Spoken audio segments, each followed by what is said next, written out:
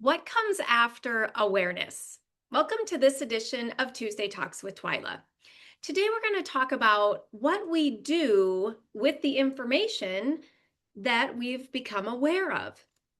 I recently noticed that while I'm often talking about how awareness is the first step, because if we don't know what the problem is, we can't fix it. So we have to become aware of what we're thinking and feeling so that we can have agency over it. So we can decide if we want to continue thinking and feeling a certain way or if we want to make changes. But I noticed for myself recently that where I practice awareness regularly, I don't always take the next step. And I thought, that's interesting. I have the awareness, I have the information, and then I'm not doing anything with it. So, what does that look like? Well, the best way to describe it is it looks like wallowing in whatever it is that you discover, wallowing in the thought or the feeling, the emotions, and just staying there. Like just accepting them or acknowledging them as like a badge, like just wearing them. And I want to be careful when I say like acknowledging them, because if you have an emotion and it needs processed, it needs to be acknowledged. But that's not the kind of acknowledging I'm talking about. I'm talking about the kind where I become aware of it and I know it's there and I'm just like more, I'm experiencing it just more. And I don't want to say intentionally either, because like I'm just more aware of what's going on. This is happening. Okay. And then I was just staying there. Wasn't doing anything constructive with the information. I wasn't even consciously deciding to stay with whatever it was. I wasn't consciously doing anything with it. I was just becoming aware of it. Oh, this is happening. And then experiencing it more vividly. And that was it. And a couple of days down the line, I'm just like, why do I just keep accepting this as like the truth, as like this is how it is? And I'm not challenging it. I'm not deciding I want to think something different. I'm just believing, in this case, whatever kind of crazy thought my brain was offering. Or if I was noticing the feeling and then discovered the thought and then was like, huh, that's the thought that's there. So I was aware of it and that was it. I just stopped. I didn't do anything else. And I thought, well, I wonder, because I do talk about how awareness is the first step and how important it is, but, and where it is important because you can't take the next step without the first step. Also, don't just stay there, right? Like I just couldn't believe that I just was like, okay, like, and now I know. I just, I couldn't believe it. And I thought, well, I'm guessing I'm not the only one, right? Because I do this, I practice this. And so when I have these things happen, I want to bring it to you so that hopefully I can help you not stay in some of these patterns as well, or become aware of this and then be very well prepared to know what comes next, like what to do with the information. And so today, that's what we're going to talk about. And what is the next step? What comes after the awareness? Well, the answer is it depends. It depends on what your goals are and what exactly you find. If it's in the case of an emotion, you'll hear me talk about how emotions need to be processed. And if they're not, they will continue to bubble up. They will continue to get your attention and reappear, and you'll experience them over and over until you give them the attention and process them through.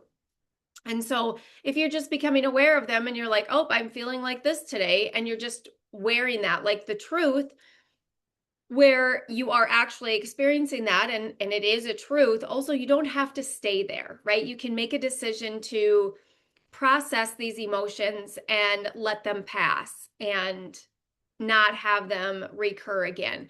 So what this looks like is it can seem like it's somewhat of a passive step, but you're actually acknowledging, you're allowing the feeling in your body, you're allowing the emotion, and you're actually feeling it. So the way I like to explain this is you're like describing what it feels like. It feels like a pit in my stomach. It feels like my stomach is rolling. It feels like butterflies. It feels like my heart is racing. It feels like panic. What does it feel like? Whatever this emotion is, where do you feel it in your body? What does it feel like? How would you describe it to, like, a 5-year-old? How would you explain what is happening in your body? And giving it your attention and just allowing it to be there. So that acknowledgement lets you connect with your body, right? Your brain is assessing what you're experiencing, and you're acknowledging it and you're giving it your attention. And so it can, from the outside, right, it would appear passive, but you're experiencing this, you're doing this in your body. You're connecting your mind with your body, with what you're experiencing. You're allowing it to be there. You're telling yourself it's okay. This is what this feels like. This is what's happening, and it's okay, right? I'm okay. This is okay. It's not going to be here to stay. I'm not going to live here. I'm very much connected to and acknowledging and allowing. I'm not resisting. I'm not avoiding. I'm not doing something else instead, right? And I'm just letting it be. And that process is actually what it needs to work its way out and pass on, and not keep coming up and not keep trying to get your attention. And when you give it your attention, that's the processing. So if that's the case, that would be your next step. And it might be something that you do have to do more than once, right? I had mentioned in different discussions where I would wake up really early in the morning with that feeling of panic, and it would just be this pit in my stomach. And I was trying to it was really early in the morning. So at that time, my goal was just to go back to sleep. So I was just trying to redirect my mind to different thoughts. I was avoiding the feeling and emotions. I was suppressing, right? I was resisting all of it. I didn't want to feel that way. I didn't want to be awake. And so when I just allowed it, I acknowledged it, I gave it my attention, and I just allowed it to be there. I think I maybe did that one more time. And now this was something that was happening every single morning for days or weeks or months on end, right? It kind of became my pattern. And I literally had to allow it for, less than a few times. So somewhere between 1 and 3 times. I don't even think I got to 3. I don't even know if I did 2. I can't remember. And it stopped happening. And so it's the way that your body needs you to connect with it, to acknowledge it, that allows it to pass. And it can feel scary. It can feel new and different, and just something like, oh, I don't know if I can do this, right? I'm laying in bed. My husband's asleep next to me. He doesn't know that I'm telling myself, this in my mind. I wasn't even speaking out loud. This is what I'm feeling. This is what it feels like. This is where it's at. And it's okay. I'm laying in my bed safe. It's okay. And I just allowed it and told myself it was okay to feel this way, right? And it stopped happening. And then, like, months or months later, I had it recur. And of course, my old pattern kicked back in. And I did the same thing. I tried to redirect my thoughts, and then it happened again. And I was like, gosh, I thought I got through this. And I was like, oh, yeah, remember how you got through this? You actually acknowledged and gave the attention that it needed. And that's what allowed it to pass and not keep happening. And so just know that, like, a lot of this stuff, our brain is going to revert to what it knows, what it remembers, and it might not be the new pattern that you put into place or the new process that you practiced. So if that's the case, that's what we'll do with it, right? Depending on the kind of emotion and what's coming up, and that would be the process for that. Now, if you might have a thought feeling pair that you need to work on, and it might be a thought that is like something that's stuck on repeat, something that is looping in your mind, something that is kind of like a go-to kind of thinking, right? It's just what your brain goes to. And this might look like self-sabotage type thoughts. It might look like putting yourself down or talking negatively to yourself. Or for me, what will often come up is, I don't know. and I don't know how to do this. I don't know what I should be doing. Like just some flavor of I don't know. And I always love that. Like my coaches will always say, but if you did, or if you give me your top three guesses if you had to guess. And the whole purpose of that angle is usually we do know. And our brain will just offer some sort of like pre-programmed thinking that is not productive.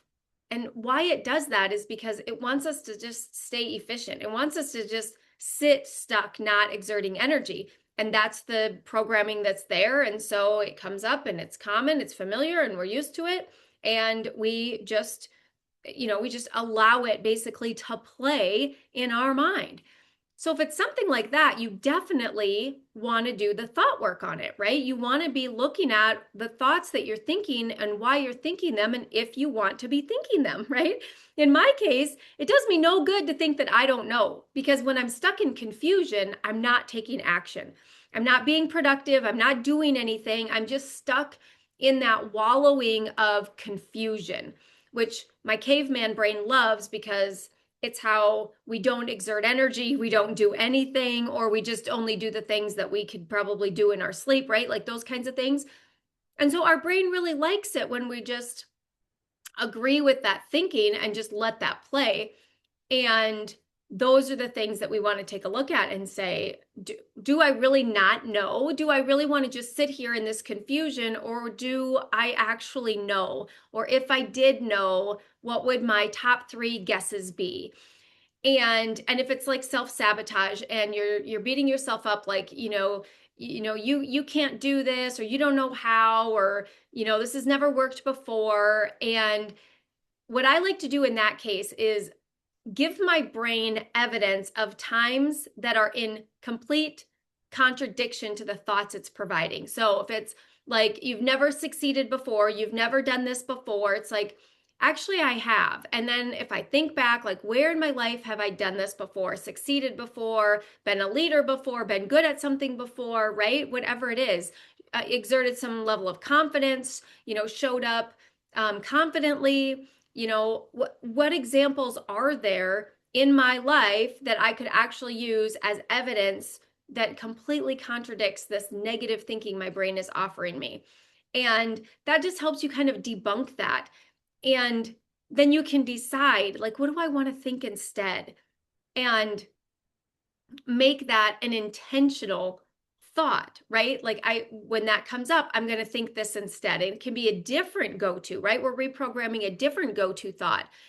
And maybe it's something that you want to have be like a blanket thought, like a foundational thought for the day, for the intention. If you're working towards a goal or towards something like that, and you want it to be, just some positive thought that just kind of anchors in the intentional thinking that you want to establish for yourself. And so it could be that too, right? And you just redirect to, something positive to think when you're struggling, or when you just, you need something different to focus your brain on.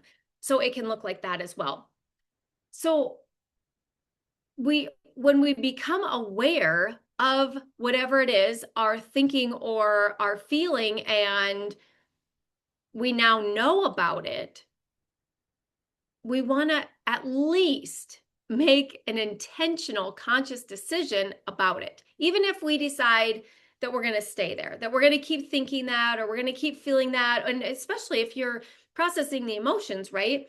You're deciding to stay there, but not live there, right? You're staying there temporarily to process the emotion, give it the attention that it needs, and focus your energy and your attention on it, right? But that's not to set up shop and live there. It's to process it. And so I want to make sure that we're noticing the times that we become aware, and we wear, like a shirt or a badge, we wear whatever we discovered like the truth. I'm confused. I don't know. I don't know how to do this. I don't know what I should be doing right now. And that's where I found myself like just living in that land of confusion. Like, I don't know what I'm supposed to be doing right now, so I guess I'm doing nothing. Or I don't know how to do this, so I guess I won't even try. And I wasn't even challenging my brain, right? I wasn't even asking, but if you did know, right? I was doing nothing with it, nothing intentional. I was just staying there. I was wearing it like a badge. This is what I'm thinking right now. Good to know, right? Like, I mean, that was it. And, period. I wasn't doing anything intentionally with it. So we want to just decide, do we want to stay here? Do we want to sit here and think we don't know what to do and do nothing for the next, hour? Or do we want to challenge that thinking and direct our mind on what do we know? If you did know, what would it be? Or if you had to guess, what would it maybe be? If you could, find 3 productive things to do, what would they be? If this was if you had this 1 hour to dedicate towards this one project, what would you spend it doing? Right? Or what's your top 3 priorities? What do you want to spend this time working on? And some of this goes back to, having good strategies around planning your time and organizing your schedule and using that constructively so that when you're like, I don't know what I should be doing, you kind of already had it planned out and you've used your prefrontal cortex to decide, to prioritize and organize your time so that, when your brain offers you that, you're like, actually, I do know what I should be doing, and it's this. Now, if you're not doing that, then that's right. That's different thoughts that are coming up.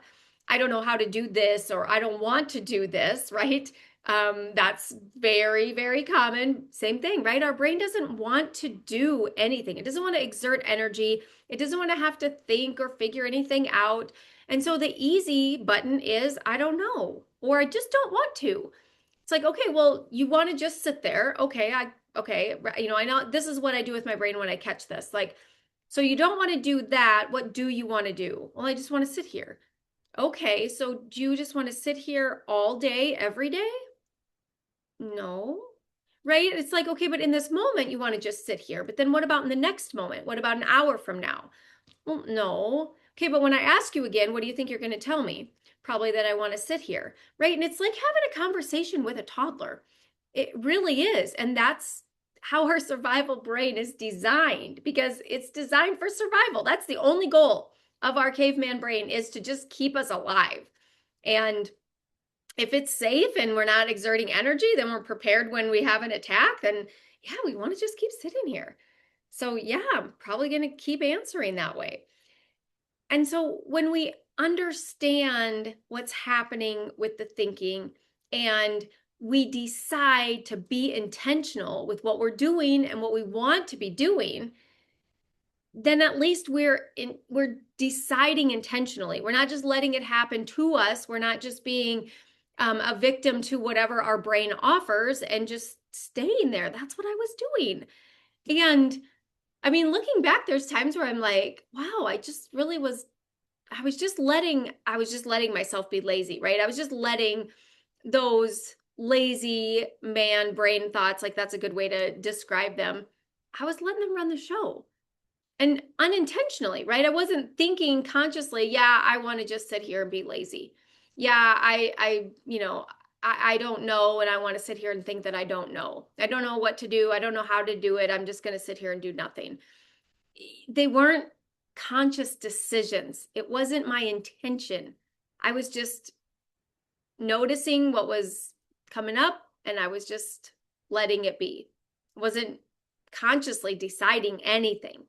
And always the information that I'm bringing to you and the tools and techniques is for you to use intentionally, to make decisions around what you want and direct your experience intentionally. Now, that doesn't mean that there isn't times that you'll intentionally decide to sit in some sadness, to feel or experience some grief, right? There might be negative emotions that you consciously decide to allow to feel, to just live there for a little bit, right? Like, I just want to be sad about this today.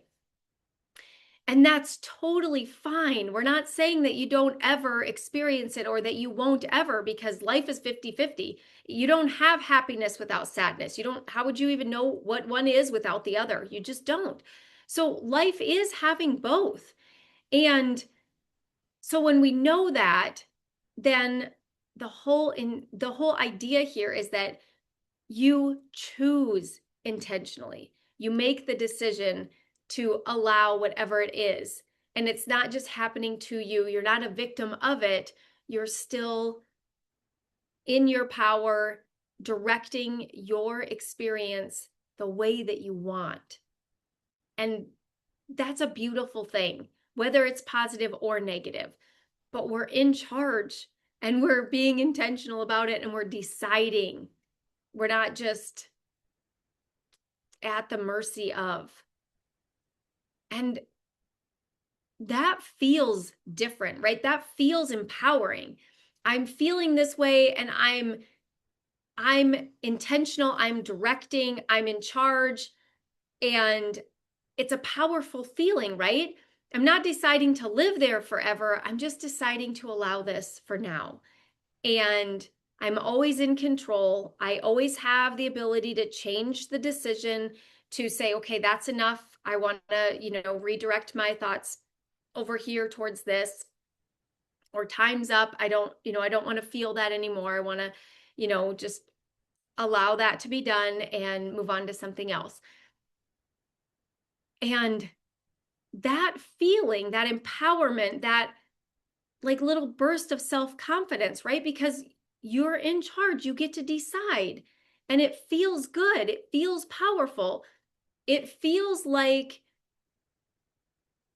you know what's happening, what's going to happen because you get to decide. And when you feel that control over your own life, because that's all we have control over is our own life. We can't change anyone else. We can't control anyone or anything else, but we always can control us. We can always manage and take the power back for ourselves. And knowing that and experiencing that and using that for ourselves is a really empowering thing to experience. And it's just a decision away. And that's why I want to make sure that you hear me say these things sometimes over and over again, because I'll say it a little different this time, and maybe this way it'll land or this way it'll resonate. And some of this stuff is the foundational stuff that you'll just hear me say in different ways, kind of the same thing.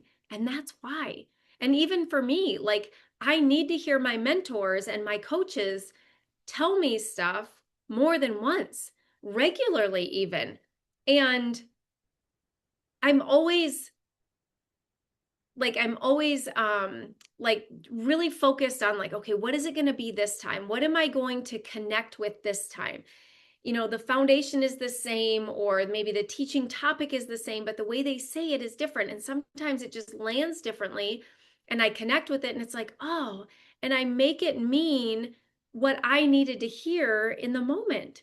And the last time they presented maybe on the same topic, it was something totally different. And it's the same thing if I have like a recorded training that I can watch more than once and I go back and watch it a second time and it's like, oh, I pick up on this and this instead of that and that.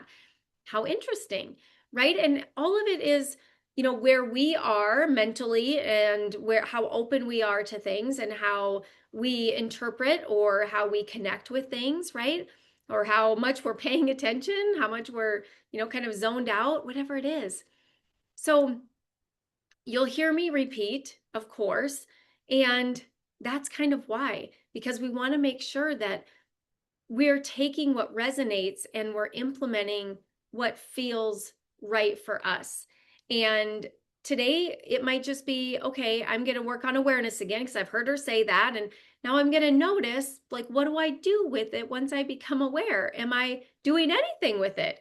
Or am I just, I should be more aware. And so here I am. And I've been doing that, but then that's it. And so, especially for me, I mean, this had been happening for a while. It wasn't like the first or second time I realized that I was like, oh, I'm doing this. No, it had been happening quite a bit. And I thought, I wonder how many people are doing the awareness step. And then, and I don't have this stuff out there like this simple 3-step process, right? It's kind of part of just like all of these different tools and techniques. And if you're doing this, then, you want to apply that. And if awareness is the first step, then like, what is the second and third step? Like, what comes after that? And we've talked about different pieces of like self-coaching and, how to apply some of these tools to our lives. And I don't know that I've ever said, so after this, like, and pairing these together so that, we know that when we have the awareness, then what do we do?